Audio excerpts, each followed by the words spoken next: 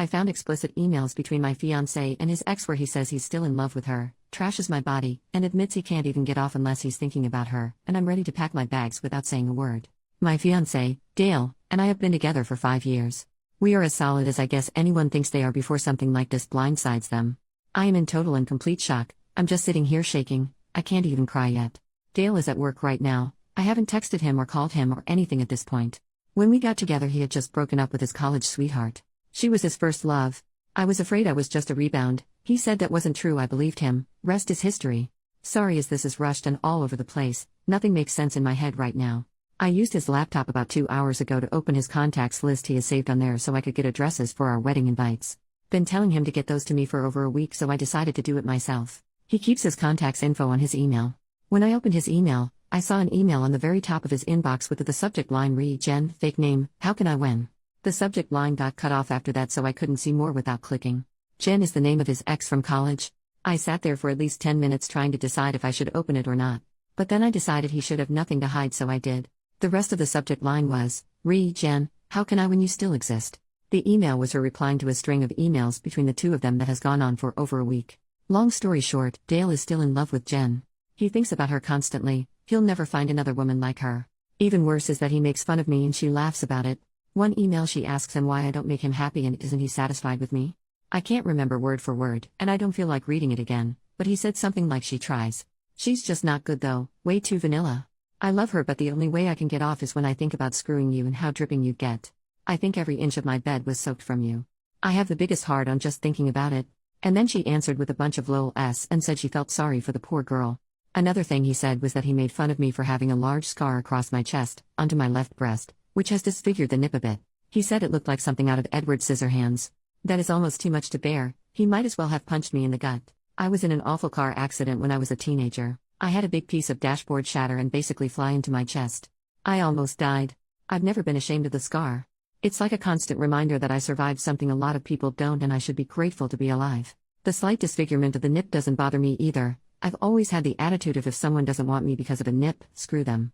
But to hear him make fun of something he knows is a result of something so major in my life, my friend was thrown from the backseat and lost her life, is just...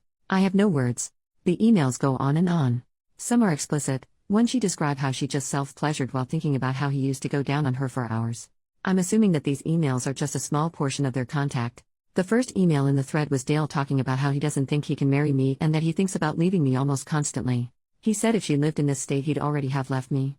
It didn't sound like the first time they'd reconnected, so I'm guessing if I snooped I'd find texts as well. I don't need to snoop further. I've seen all I need to. Obviously I'm not going to stay. Despite what he said about me, I'm pretty great and I know this. He said he misses backdoor. Apparently I'm too vanilla to give it to him. Thing is, I've tried to initiate that as I enjoy it and he told me he wasn't into that. So he lied. Just to cast me in bad light. I'm so freaking mad I just want to throw his crap into a pile and light it on fire. But I won't. Because I don't want to give him the satisfaction of knowing how much he hurt me. I'm not sure why I posted here. It's too fresh to talk to my friends and family. Should I just pack my stuff and leave with no explanation? Just ghost? I've got too much dignity to scream and cry in front of him. I don't know what to do. I don't know if I want comfort or advice or what. I just needed someone to know what happened so I don't feel so alone right now. Update. Hey everyone. First off, thank you for caring so much about my situation. You all have great advice, encouragement, and you help me hold on to the strength I need to make it through this. I still have a lot to get through and I'm hurting so much right now. It comes in waves. Sometimes I feel so empowered and strong, then 10 minutes later I'm crying in a ball and feel like I can't move or do anything. Last night I texted Dale and told him that my best friend, Jake, had gotten into a fight with his boyfriend and I was going to go stay with him so he could vent and have somebody with him. I told Jake what happened and showed him the emails. I took pictures of them on my phone in case I needed them for whatever reason. Jake and his boyfriend Mike, who he had obviously not gotten into a fight with and was there, were infuriated, and we all just sort of cried together for a while. They stayed up with me almost all night helping me figure out my next moves. We all agreed that taking the high road was the best route. We made a list of all the things that were necessary to get out of the apartment. Mike is a property manager for a different apartment complex, so this morning he called my property manager and gave her a very condensed, detail-free version of what was happening. I have always thought it important to get to know your property manager in case you ever have a situation where they can help you out, so she always really liked me. Dale and I have been paying rent on a month-to-month basis for about 3 months because we were starting to look for houses to purchase after we settled down after the wedding. My property manager told Mike that working out getting my name off of the rental agreement wouldn't be a problem and to not worry about the 30-day notice that she typically requires for a tenant moving out. As far as finances go, I make about 70% of our combined income and Dale only covers about 30%. When Jake, Mike, and I were discussing the logistics of me moving out, Mike brought up the point that Dale does not make enough to cover the required 3 times rent and income each month. Meaning he will most likely be given notice to move out if he cannot find a roommate fast. We lived in a 1-bedroom, so I doubt he'll be able to find someone quickly who is willing to sleep on a couch versus having their own bedroom. Especially since I purchased the couch, so there isn't even one there anymore. The thought of this brings me great pleasure, as I'm sure you can imagine. Jake and I each called out of work today and we rented one of those mover pickup trucks. We were pretty organized after making our list, and it only took us a couple of trips to get my stuff out and into Jake and Mike's garage for the time being. Dale texted me a couple of times asking how Jake is and if I'm coming home after work tonight. I told him I'm already home, not exactly a lie, I was there at the time, and then I said Jake was going to be okay and that I just couldn't believe how awful people can be to the people they love. Dale agreed and said that he was glad he had such a good girl like me. It was tempting to say something about how I'm just so vanilla that way. I didn't, I just told him to always remember that, how great I am to him. He said of course he would. That felt pretty satisfying, and I hope he does remember that every day for the rest of his life. Whoever it was that posted about the vanilla ice cream idea, Jake, Mike, and I laughed about that hysterically last night. It was the first thing that made me laugh like that and maybe the only thing for a while, so thank you for that. I didn't end up ruining any of Dale's stuff. I didn't print out the emails and send them to his family/friends. I didn't do anything destructive or spiteful. However, after all my stuff was out, Jake and I made a trip to the grocery store. I took that poster's advice and I bought one of those big plastic tubs of vanilla ice cream. I left it on the counter with a note and my engagement ring. I wrote, I know vanilla isn't your favorite flavor, but this is the only vanilla you'll be eating from now on. XOXO. I mean, I am human. I had to leave him with a little bit of a bang. So here I am, staying with Mike and Jake for a while. Finding an apartment will be no issue for me. I'm comfortable financially on my own with a stable job. I have to deal with the deposits I put down for the venues for both the wedding and the reception. I can't right now, I'm too much of a mess emotionally. I will by the week's end though, as I know I can't put it off any longer if there's any hope at all of getting refunded. I had already booked our honeymoon, but I did pay the extra for insurance if the trip needed to be cancelled. I honestly don't really know what exactly the insurance covers. I'll have to look into it. Whether or not I can get a refund for Dale's ticket, I will be going on my first trip out of the country on my own and I am happy about this. It's one bright thing to look forward to through this whole mess. I will sell my wedding dress, which was a low-cut dress by the way, and showed my scar off as much as a wedding dress can. I guess Dale would have found that gross. Or maybe I'll burn it. Burning it sounds kind of fun because I've been holding back so much on not being destructive in a time where I would have found great, albeit temporary, pleasure in burning everything Dale has ever owned. Burning my dress is something I can do privately that will still be satisfying. I can scream and cry and throw rocks at it, pour lighter fluid all over it, watch it burn, and then cook a s'more over it. Because I love s'mores, so why not? I am walking away from Dale with my head held high. The best revenge is to walk away as dignified as possible and to not sink to his level. I was close with his family, but I'm not going to worry about what he tells them. I am positive it won't be the truth. There is no way he's got the balls and decency to tell them what he did. But I know what he did, he knows what he did, and all the people who truly love me and who I am close with will know what he did. That's all that really matters. Though it's nice to have those emails just in case Dale tries to take things too far or something. I'm going to be okay. I'm having one of my empowered moments, though I just spent the last hour in the bathtub sobbing. Like I said, waves. Jake told me that Dale isn't worthy of my quirky nip, and I agree. When I got in my accident, I was lucky that the shrapnel didn't pierce my heart. I did however suffer from a pretty significant heart contusion, basically a bruised heart, among other injuries. It was the most painful thing I've ever experienced. So yeah, this situation makes my heart hurt, but my heart has been through much worse and kept on ticking along. Sorry if I rambled a lot. Posting this to you all is like a form of therapy, and the more thoughts that pop up in my mind, I just write them down for you all to read. I haven't told my family and other friends yet. I'll be tackling that soon. I'm glad the invites hadn't already been sent, at least I don't have to send out a cancellation notice. I deleted Dale off all social media and blocked his email address. I didn't block him off my phone yet because, honestly, I'm curious to his reaction. I can promise you all that I will not respond at all. Not to a single text or call. But I can't help but be interested to see how he reacts. I will block him tomorrow though. Mike told me that the second his messages turn ugly or hateful because I'm not responding, block him. He doesn't want Dale to hurt me any more than he already has. He's right, and I really do plan to block him regardless by tomorrow after seeing his initial reaction. I guess that's all I have to update. Thank you all for caring about me.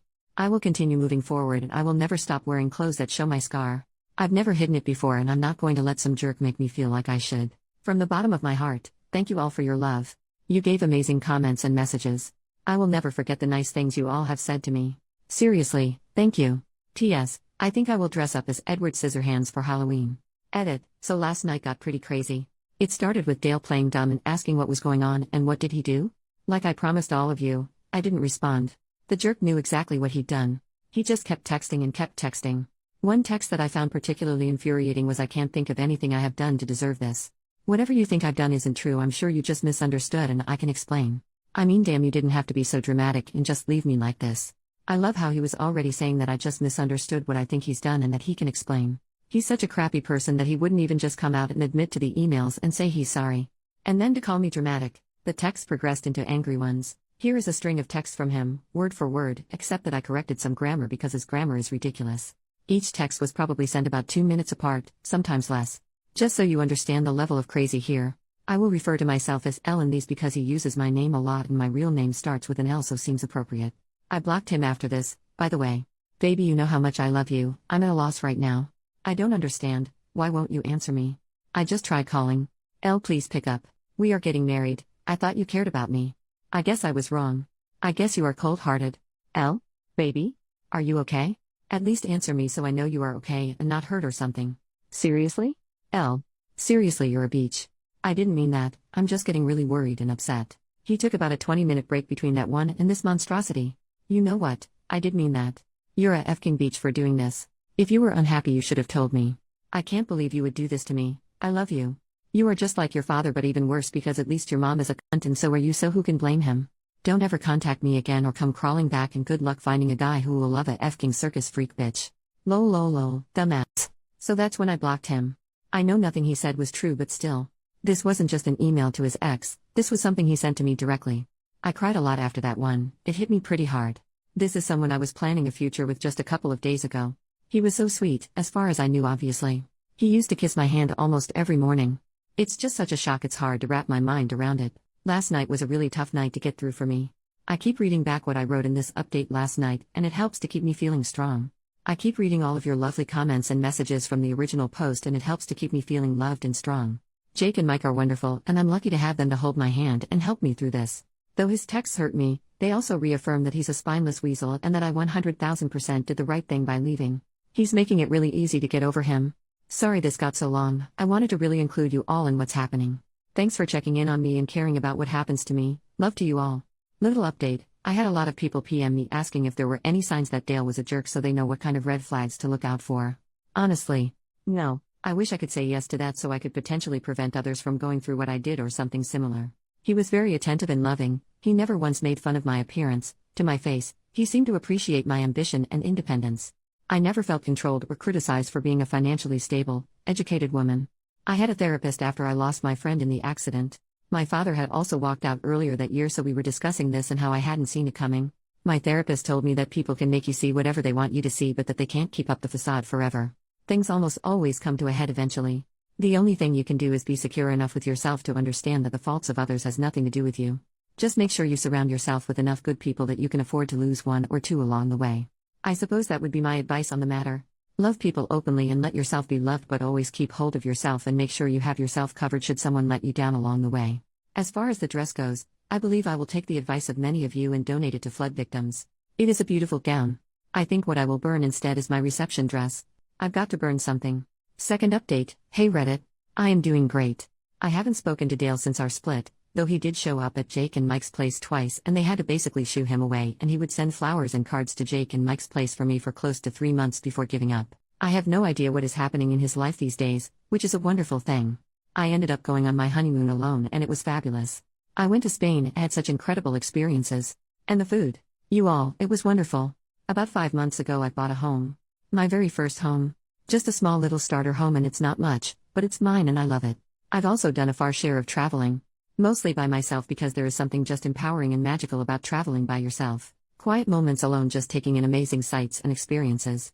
Though I've also traveled with Jake to Canada, which was a very fun trip, and had a Vegas trip with 5 other friends. As far as my romantic life, I'm having fun. I'm staying single, and I would like to stay single for a while. Unless I meet someone who just sweeps me off my feet. I have met some men during my travels and around the city that seem to have no problem with my circus freak scar though.